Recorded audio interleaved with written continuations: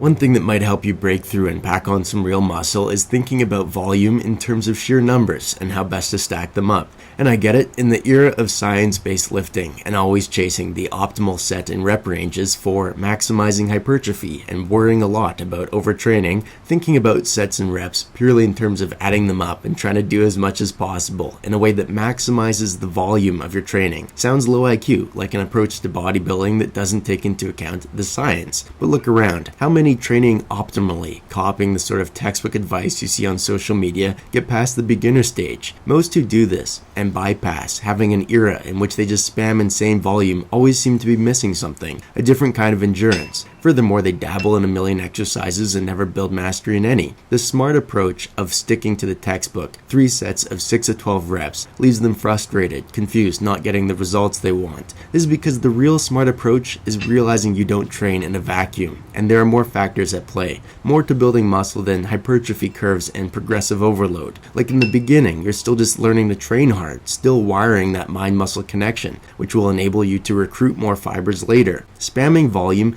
and focusing on just a few exercises isn't suboptimal when you take into account these other factors. There's a lot of time to get scientific later, but there's a more immediate filter in making progress that you have to get past first, which is your mind. You need to build its endurance and connection to the muscle, which can only be done through volume, high sets, high reps, fewer exercises. What is scientifically optimal for growing muscle in a vacuum doesn't take into account human psychology or motor learning. Volume training does, which is why it's important, especially in the beginning.